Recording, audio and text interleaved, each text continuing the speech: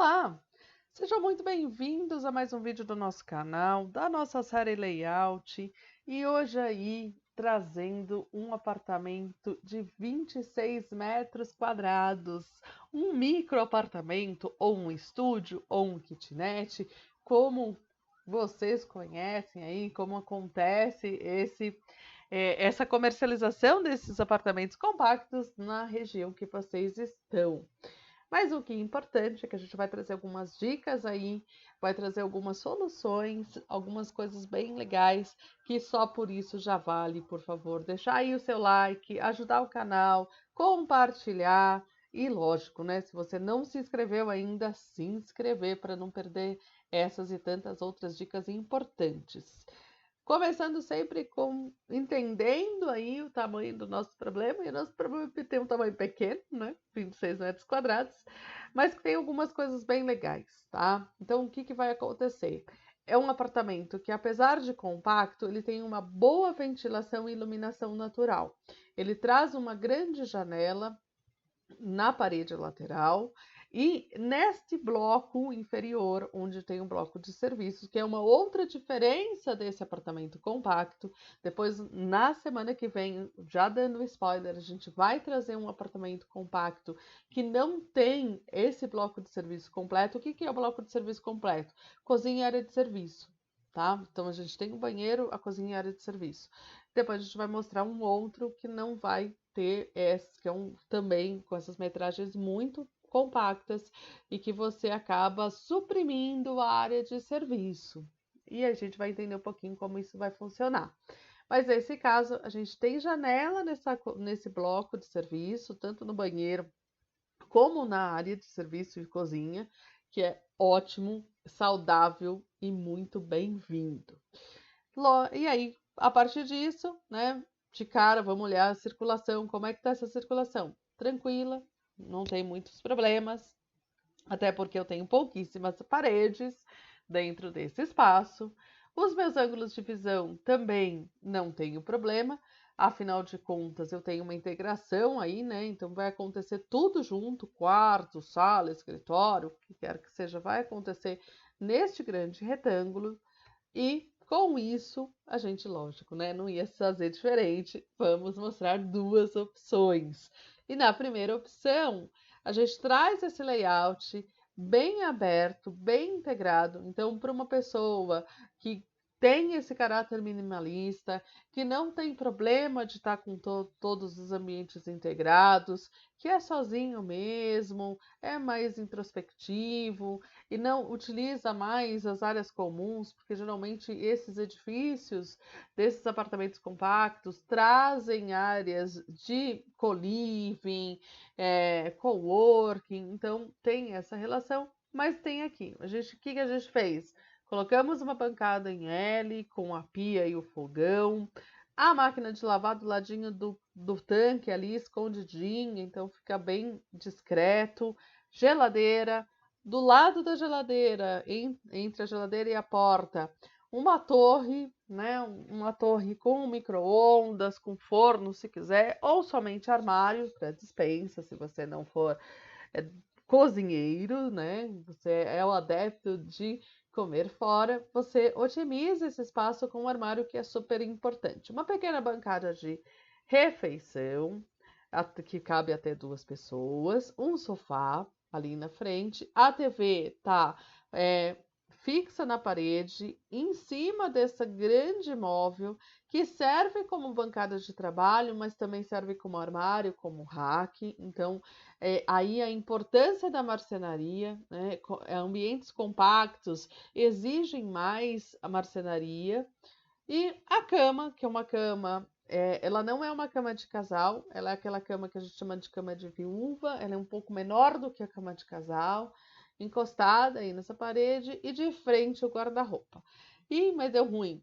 Um pouquinho, por que que deu um pouquinho, né? Porque se a gente observar, o guarda-roupa, ele obrigatoriamente precisa ser com portas de correr, para você poder acessar, porque você não tem espaço suficiente entre a cama e esse armário. E também tem, dependendo do que você for guardar, né? Por exemplo, é uma área do armário que você não pode ter gavetas, porque você não tem como abrir a gaveta, então você teria só cabideiros nessa área. Pode ser um problema, pode não ser. Aí depende, né, de cada um, como a gente sempre fala aqui, que quem vai morar é que vai resolver isso. A circulação fica super tranquila, não modifica a circulação em relação ao original. A gente tem um grande eixo central com esses dois eixos, né, que fazem a distribuição para os blocos, né, para o banheiro e para a área de cozinha e área de serviço, que é o bloco de serviço, que a gente chama de bloco de serviço. As visuais, como eu estou encostando o guarda-roupa numa parede e não criei nenhum tipo de móvel perpendicular nessa opção, a gente consegue aí ter toda a visual. Então, quer dizer, eu estou com tudo integrado, literalmente tudo integrado. E claro, né, de novo, tem pessoas que se adaptam muito bem, tem pessoas que não se adaptam muito bem, gostariam de ter um pouco mais de privacidade. E lógico que para ter essa privacidade, a gente vai para a opção 2. Na opção 2, a gente busca ter essa integração. Então, o que que acontece? Ó, a gente mantém o bloco de serviço, a cozinha fica igual, só que agora o sofá, ele está encostado de costas para a bancada de refeição. E se faz uma mesa de trabalho com um painel que suporta a TV e vai dividir esses dois ambientes, né? E aí eu tenho uma sala de TV pequenininha e uma mesa de trabalho do lado junto da cama, que está aí desse outro lado. Nessa configuração, o guarda-roupa ele fica maior, ele fica nessa área do corredor, então, mas você tem acesso total, então não tem nenhum problema com ele.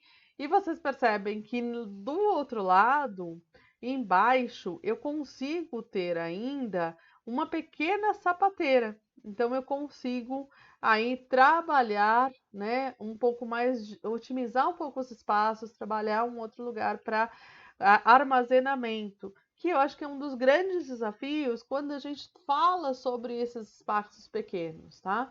Então, o que que aconteceu aqui? Aqui eu tenho uma circulação que ela já é bem definida, eu tenho um eixo central e eu tenho aí a relação de 3 eixos. Por quê? Porque eu criei 3 ambientes. Eu criei um ambiente de cozinha, eu criei um ambiente de sala de estar e eu criei um ambiente de quarto com bancada de trabalho. As minhas visuais, claro, ficam menores. Então você não vai ter mais essa visão geralzona, vai parar, vai bloquear por esses elementos altos que estão sendo construídos. Isso é legal? É, te dá muito mais privacidade. Mas todas as escolhas têm os seus bônus e seus ônus, né? Qual é o ônus dessa opção? A gente não tem a claridade, né? Esse janelão todo, ele não vai estar conseguindo mais atender a todo esse espaço. Então, assim, eu tenho um janelão que ele vai ficar direcionado ao quarto. Justamente por quê? Porque eu tenho um painel de piso a teto em frente a essa bancada que impede que essa iluminação passe para a sala.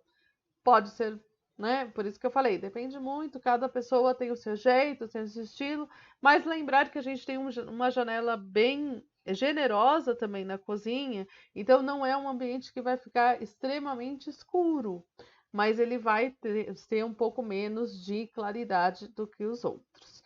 Então a gente tem aí essas duas propostas, uma, né, mais descontraída, mais aberta, essa um pouco mais resolvida quanto à setorização dos espaços, cada um no seu quadrado, mas ambas, né, são possíveis de execução, sempre lembrando que esses ambientes compactos acabam necessitando muito mais de uma marcenaria sob medida.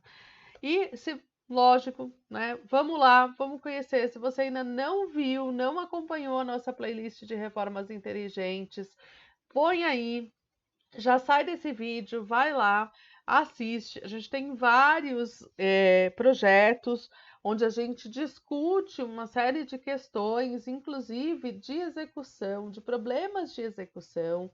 E tem o capítulo 1 dessa série, que é justamente um apartamento um pouquinho maior que esse, um apartamento de 36 metros quadrados. Bem legal, bem interessante, não dá para perder. Então, saindo daqui, já passa lá, já aproveita. Todos os links estão aqui embaixo na descrição, já deixo aqui para vocês. E, lógico, né? Compartilha, comenta, fala para nós o que vocês gostaram, deixa aí sugestões do que vocês gostariam de ver, de conteúdo aqui no canal. Todos os nossos conteúdos são baseados no mercado de trabalho e nas nossas bases conceituais dos nossos cursos. A gente tem cursos aí super específicos, super legais, cursos livres, que você entrando lá no www.pensaer.com.br, você pode conhecer, tá tudo detalhadinho, tudo certinho e vale bastante a pena.